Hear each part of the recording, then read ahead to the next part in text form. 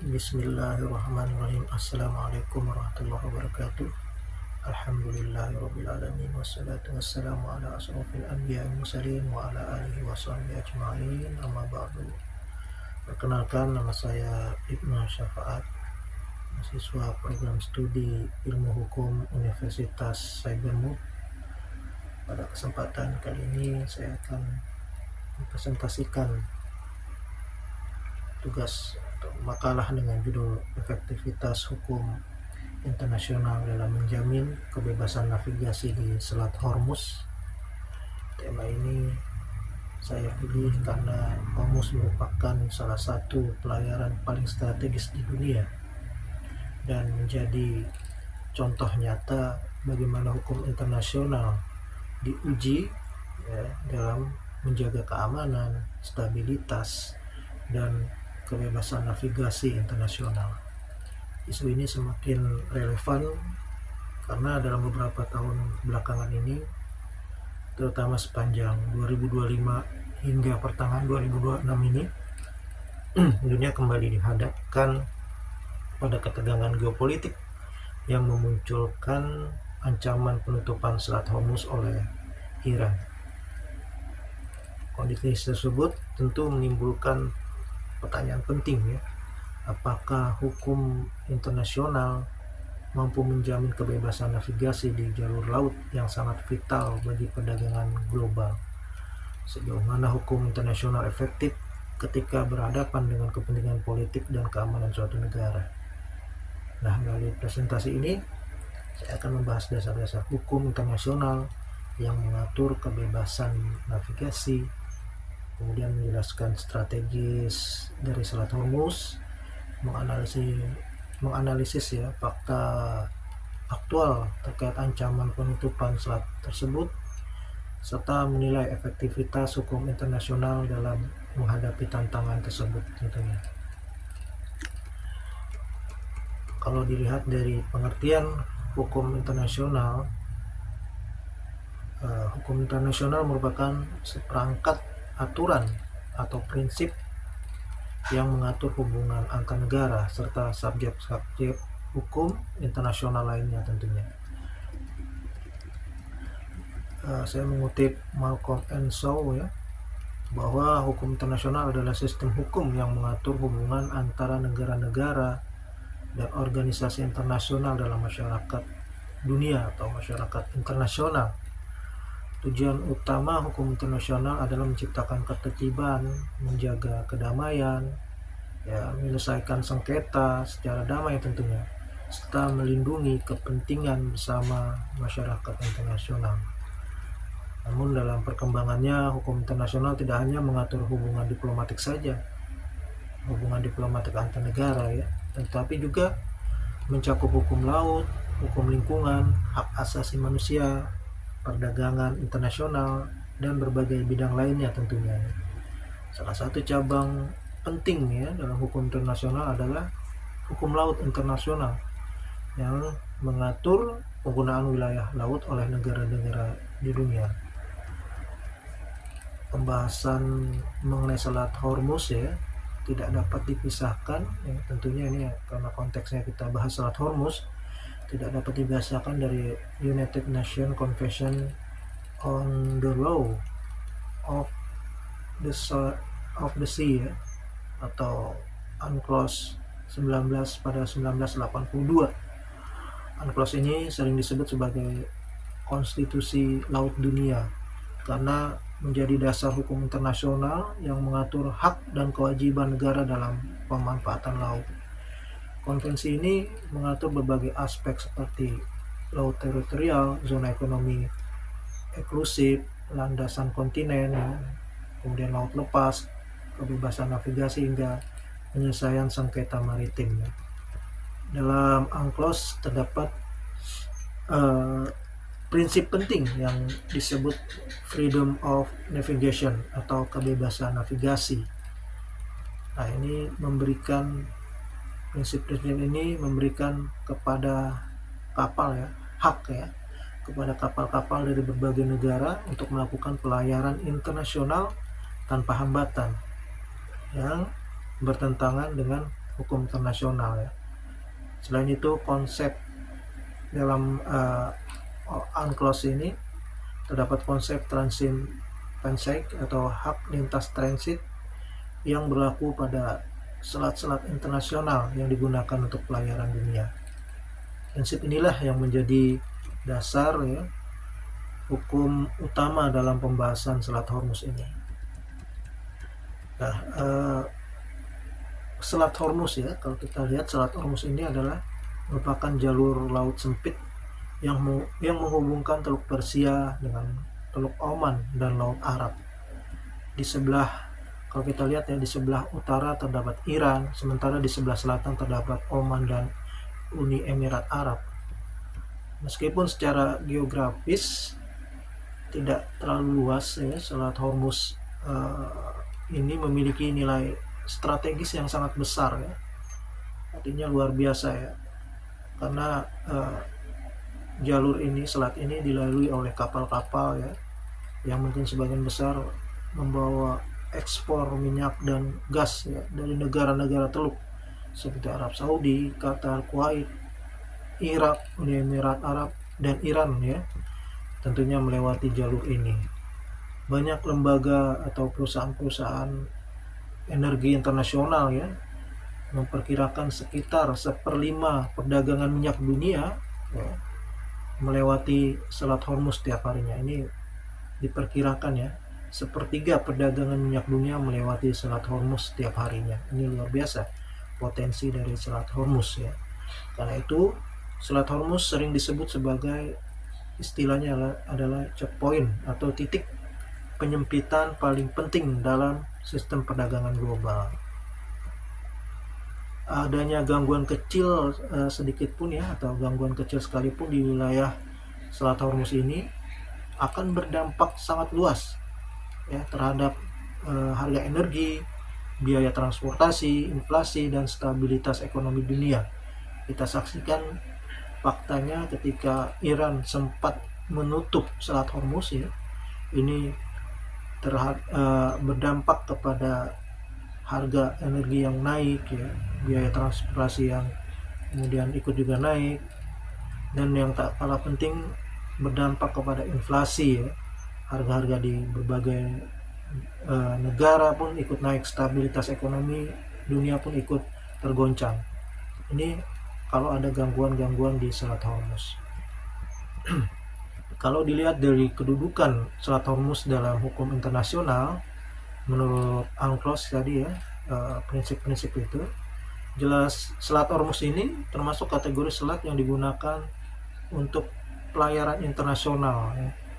Karena itu berlaku istilahnya hukum transit pasek ya, artinya hak lintas transit memberikan hak kepada kapal dan pesawat asing untuk melintasi selat internasional ya secara terus-menerus dan secepat mungkin tanpa dapat dihalangi oleh negara-negara yang bersinggungan dengan Selat Hormuz. Artinya, meskipun Iran memiliki kedaulatan atas wilayah laut teritorialnya itu ya, bersinggungan dengan Selat Hormuz, hukum internasional membatasi penggunaan kedaulatan tersebut agar tidak mengganggu kepentingan pelayaran internasional. Inilah bentuk keseimbangan ya yang dibangun hukum internasional antara kedaulatan negara dan kepentingan global. Dengan demikian, secara hukum internasional tidak ada negara yang dapat secara sepihak menutup ya jalur pelayaran internasional yang menjadi kepentingan masyarakat dunia tentunya. Namun faktanya ya, kita lihat ketika Selat Hormuz ini ditutup, ancaman-ancaman itu langsung menyertainya. Untuk menilai efektivitas hukum internasional, kita perlu melihat perkembangan aktual yang terjadi. Pada Juni 2025 misalnya ya, ketegangan meningkat ya setelah Amerika Serikat melakukan serangan terhadap fasilitas nuklir Iran misalnya. Secara respon, parlemen Iran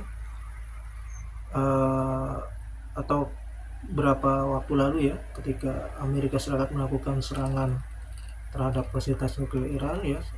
Kemudian parlemen Iran langsung melakukan respon ya, menyampaikan dukungan terhadap usulan penutupan Selat Hormuz ya, sebagai bentuk tekanan terhadap Amerika Serikat dan sekutunya. Pernyataan tersebut segera menarik perhatian dunia karena jalur ini merupakan urat nadi perdagangan energi global.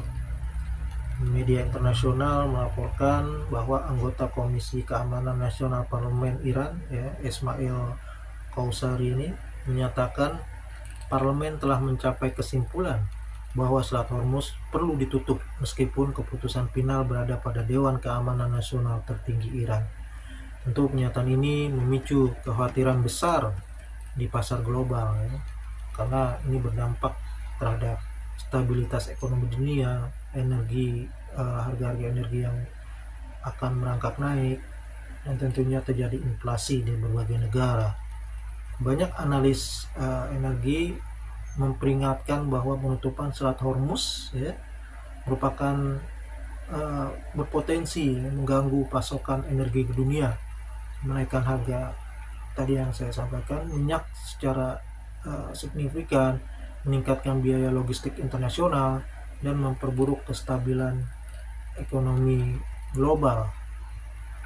Ketegangan kembali meningkat pada 2026 ya, sepanjang tahun 2026 ini hingga pertengahan tahun ini, ketika sejumlah laporan media internasional memberitakan pengumuman ya penutupan Selat Hormuz sebagai respon atas eskalasi konflik di kawasan tersebut, khususnya ketika konflik Amerika dengan Iran ya dibantu dengan Israel ya.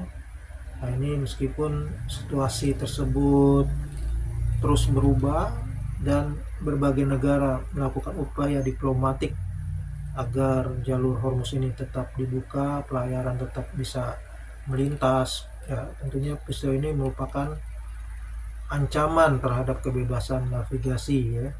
Ini fakta nyata bahwa kasus ini menjadi contoh konkret bagaimana hukum internasional diuji ketika berhadapan dengan kepentingan geopolitik ya dan keamanan nasional suatu negara. Iran sendiri menutup ya akses Selat Hormuz karena mereka khawatir ya Amerika melakukan sabotase ya di perbatasan Iran, yang tentunya ini kaitannya dengan Selat Hormuz ya, sehingga mereka ya Iran membuat kebijakan menutup Selat Hormuz. Nah, bagaimana kaitannya dengan peran hukum internasional dalam menangani krisis Selat Hormuz ini ya? Dalam menghadapi ketegangan tersebut ya, berbagai negara, organisasi internasional merujuk pada hukum internasional sebagai dasar penyelesaian krisis ini ya. PBB Perserikatan Bangsa-Bangsa menegaskan ya pentingnya menjaga stabilitas jalur perdagangan internasional. Banyak negara importir ya, khususnya importir energi, juga menekankan bahwa kebebasan navigasi harus dihormati sesuai dengan prinsip hukum laut ya, hukum laut internasional. Hukum internasional memberikan dasar hukum yang jelas bagi negara-negara untuk menolak tindakan yang mengganggu pelayaran internasional. Selain itu, hukum internasional sejatinya menyediakan berbagai mekanisme penyelesaian sengketa ya, seperti negosiasi diplomatik. Artinya ini salah satu solusinya mediasi, arbitrase internasional ya, mahkamah internasional, tribunal hukum laut internasional ya. Ini adalah bagaimana hukum internasional menyediakan berbagai mekanisme ya penyelesaian sengketa terkait kasus krisis Selat Hormuz ini. Tentunya keberadaan mekanisme tersebut menunjukkan bahwa masyarakat internasional telah memiliki instrumen hukum ya yang saya kira cukup lengkap dalam mengelola sengketa maritim ya, khususnya krisis di Selat Hormuz ini. Lalu bagaimana kita melihat efektivitas hukum internasional ya, tentu yang menjadi pertanyaan besar, pertanyaan utama dalam presentasi ini adalah apakah hukum internasional efektif dalam menjamin kebebasan navigasi di Selat Hormuz ya. Tentu dalam menjawab pertanyaan ini kita perlu melihat dua sisi ya. Yang pertama aspek efektivitas ya. Tentunya hukum internasional terbukti efektif dalam menciptakan norma global. Teorinya seperti itu ya. Tentunya hampir seluruh negara mengakui pentingnya kebebasan navigasi dan menghormati prinsip-prinsip yang terdapat dalam UNCLOS 1982 itu ya. Hukum internasional juga menyediakan aturan yang jelas mengenai hak dan kewajiban negara dalam penggunaan selat internasional. Selain itu, hukum internasional berhasil menjadi dasar diplomasi dan penyelesaian sengketa secara damai. Ketika terjadi ancaman terhadap pelayaran internasional, negara-negara menggunakan argumentasi hukum internasional sebagai dasar untuk mempertahankan hak-haknya. Hal ini tentunya menunjukkan bahwa hukum internasional memiliki legitimasi yang kuat dalam menyelesaikan sengketa-sengketa yang terjadi di perairan atau pelayaran internasional. Kemudian aspek yang kedua yakni aspek keterbatasan. Meskipun kita ketahui bahwa sudah ada ya hukum internasional laut, tapi memiliki hukum internasional ini tidak memiliki aparat penegak hukum global ya yang mampu memaksa negara untuk mematuhi aturan. Ini adalah problem yang terjadi saat ini ya, ketika Selat Hormuz ditutup oleh otoritas Iran ya. Nah, ini yang jadi pertanyaan, siapa penegak hukum ya yang dalam lingkup global yang mampu memaksa Iran ini untuk membuka kembali akses Selat Hormuz ini. Nah, ini menjadi pertanyaan kita bersama. Artinya masih ada keterbatasan ketika penegakan hukum laut internasional ini ternyata tidak ada instrumen ya, aparat hukumnya yang menegakkan aturan-aturan ini. Kemudian pelaksanaan hukum internasional ini tentunya sangat bergantung pada kemauan politik negara-negara ya. Dalam kasus Selat Hormuz ini, ancaman penutupan tetap dapat muncul ya, meskipun aturan internasional telah melarang gangguan terhadap hak lintas transit ini. Selain itu, kepentingan geopolitik seringkali lebih dominan ya dibandingkan pertimbangan hukum internasional tersebut ya. Negara dapat menggunakan isu keamanan nasional ya suatu negara misalnya sebagai landasan untuk mengambil tindakan yang berpotensi bertentangan dengan prinsip kebebasan navigasi. Itu yang saya jelaskan ya. Iran beralasan bahwa penutupan Selat Hormuz ini adalah bagian dari menjaga keamanan nasional ya wilayah mereka ya. Ini yang menjadi problem.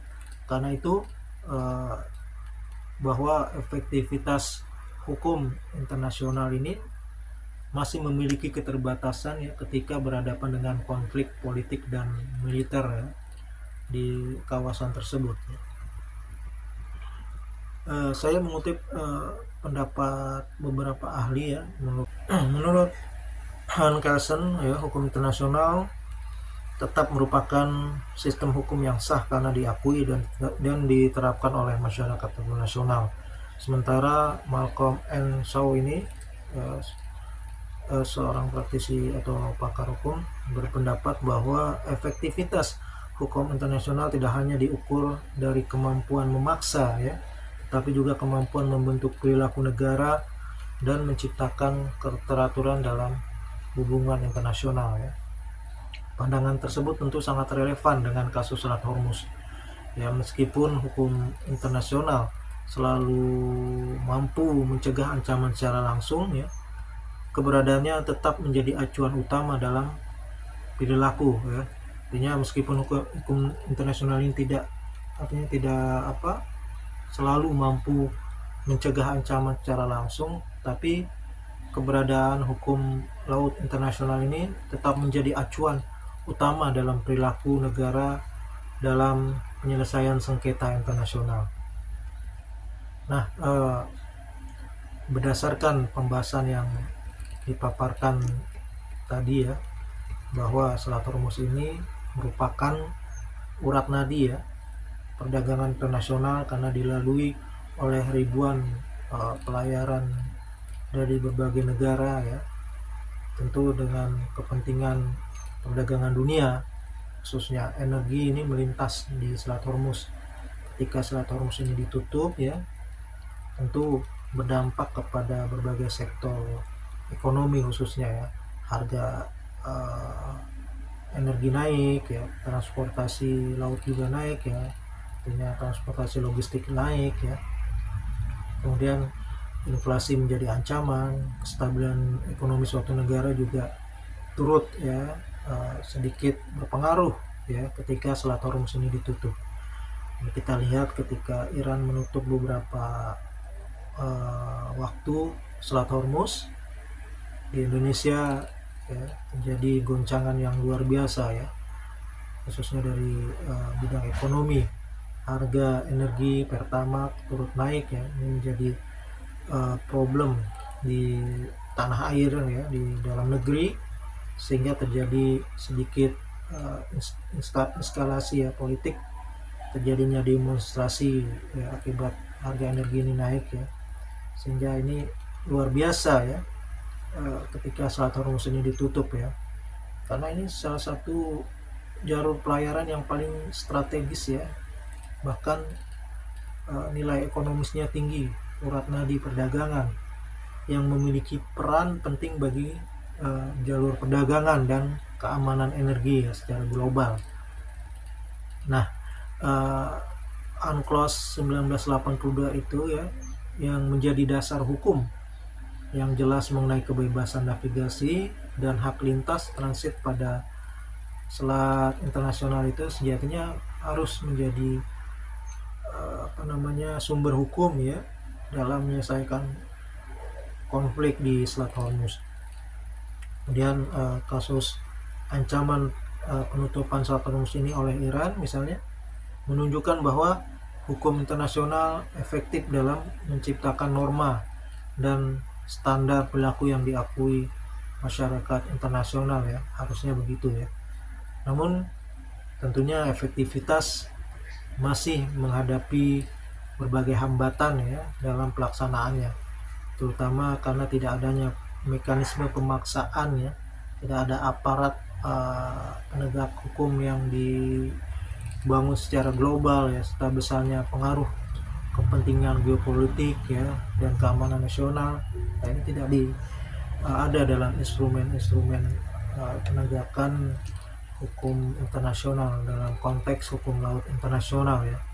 Dengan demikian kasus Hormuz ini menunjukkan bahwa hukum internasional efektif sebagai instrumen normatif saja ya, karena mampu menciptakan aturan yang diakui secara global. Akan tetapi catatannya efektivitasnya sebagai instrumen penegak hukum masih terbatas ya. Penegakan hukum ini masih terbatas karena sangat bergantung pada kepatuhan negara-negara yang menjadi subjek hukum internasional, termasuk dalam hal ini Iran yang saat ini sedang berkonflik 3 negara ya, Amerika, Israel, dan Iran, sehingga ini mempengaruhi urat nadi di penutupannya di Selat Hormuz ini. Sebagai rekomendasi ya, diperlukan penguatan kerjasama internasional ya, kalau saya usul ya. Kemudian peningkatan kehormatan terhadap UNCLOS 1982 ini perlu terus ditingkatkan, serta penyelesaian sengketa melalui jalur diplomasi harus diperkuat ya, agar kebebasan navigasi dapat terus terjaga. Artinya perlu jalur diplomasi yang kuat ya, lobby-lobby ya, termasuk bagaimana penguatan peran dari prinsip-prinsip UNCLOS ini dijalankan bagi setiap negara ya, untuk setiap negara, sehingga diharapkan dari instrumen-instrumen ini Selat Hormuz maupun jalur-jalur perdagangan internasional lainnya dapat terjaga, dapat tetap terbuka bagi setiap negara untuk melintasinya. Demikian presentasi yang saya sampaikan, kurang lebihnya mohon maaf. Terima kasih atas atensinya dan perhatian dari Bapak Ibu sekalian. Saya ucapkan banyak terima kasih. Assalamualaikum warahmatullahi wabarakatuh.